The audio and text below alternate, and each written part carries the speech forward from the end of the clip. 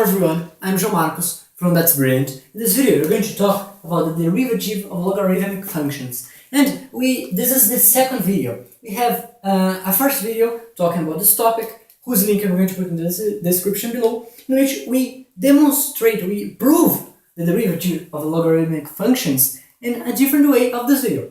There was a proof of this derivative. In this video we're going to prove the derivative of logarithmic functions in another way.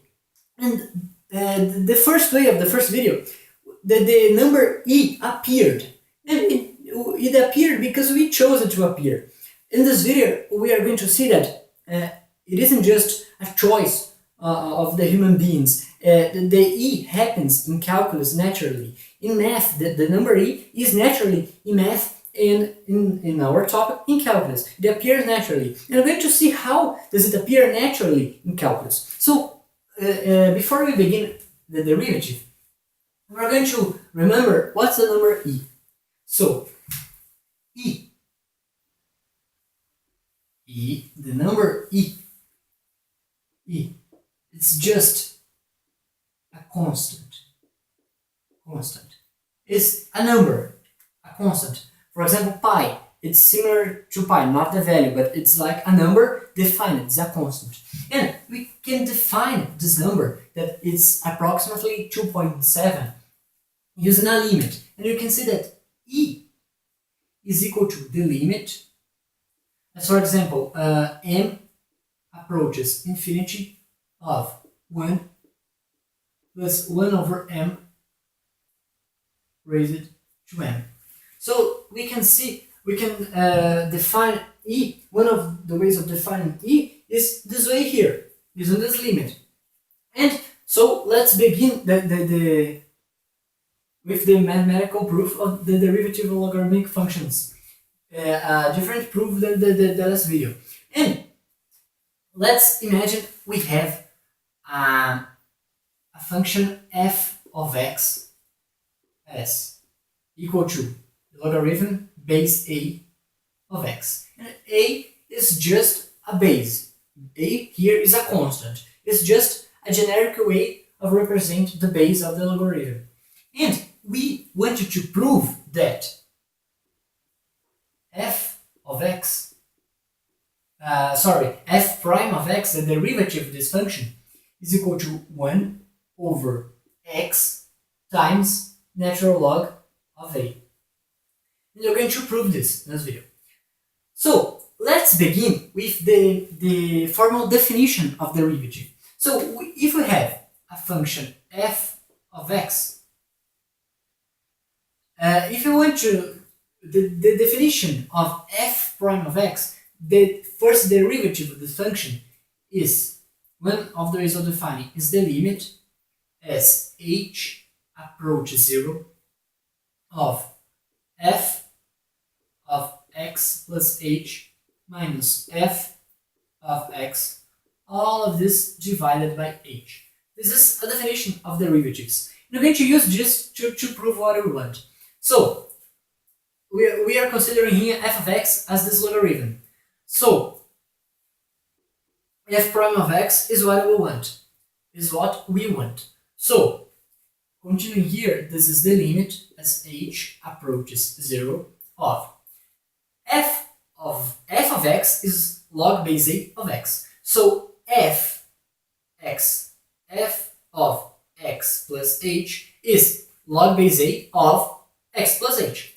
So this is the limit of log base a of x plus h minus f of x, that is this log here, log base a of x.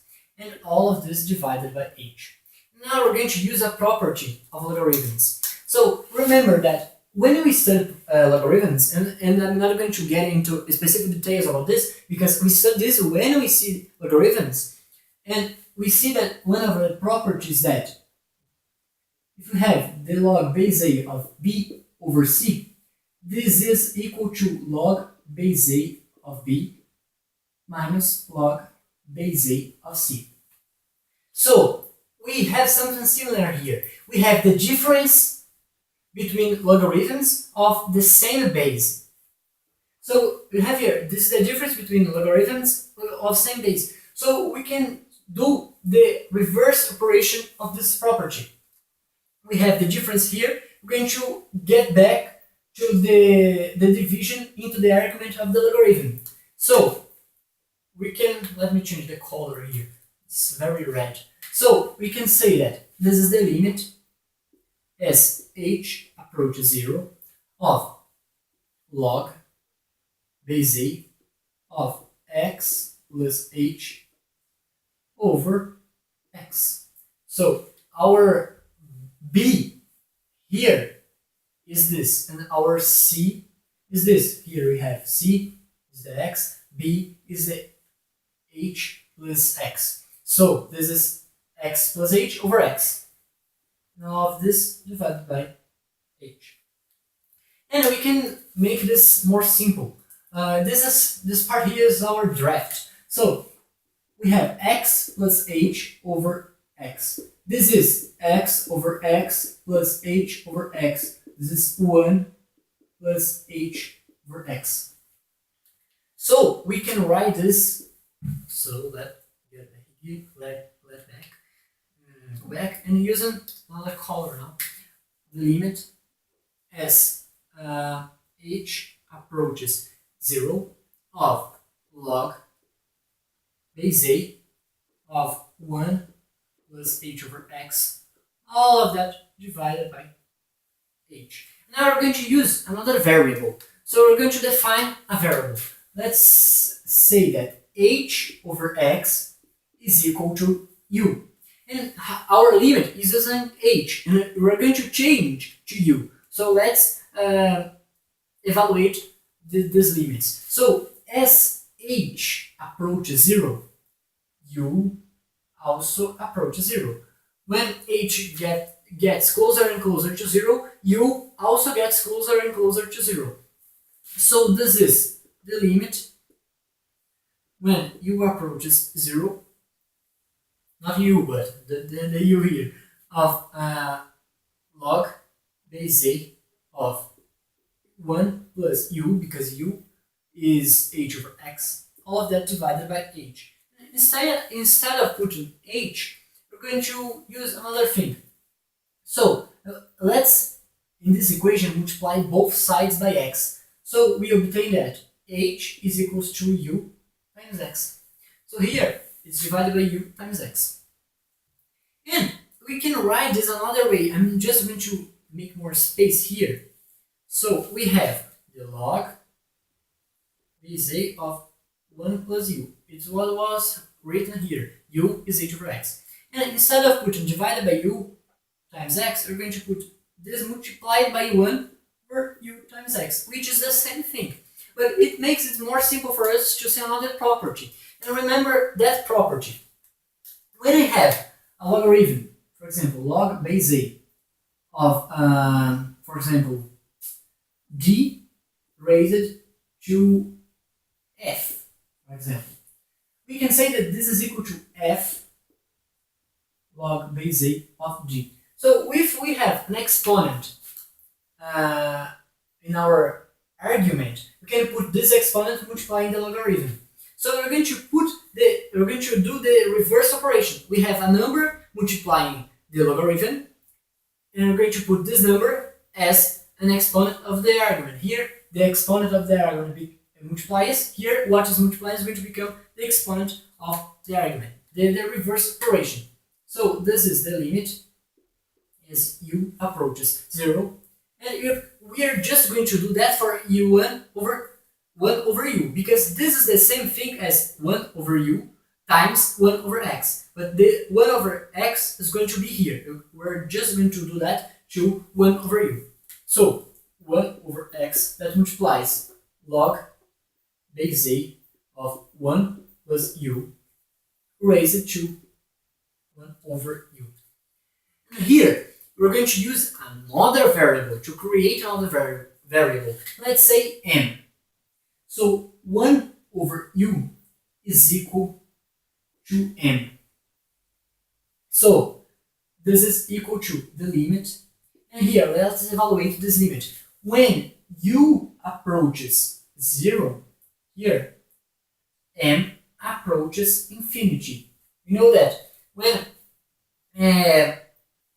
u gets closer and closer to 0, m gets bigger and bigger. So when u approaches 0, m approaches infinity. So this is the limit when m approaches infinity of 1 over x multiplied by log base a of 1, and u here, let's multiply both sides of this. No, let's do different. We're going to raise both sides of the equation to negative 1. So we're going to reach that u is 1 over m. So u is 1 over m. And 1 over u is m. So m. And let's see something here. This limit here, it's just when m approaches infinity. So 1 over x doesn't depend on m. So it's, for example, here we can, for example, a constant. It isn't a constant, but in this limit it doesn't depend on the limit. So we can put 1 over x out of the limit.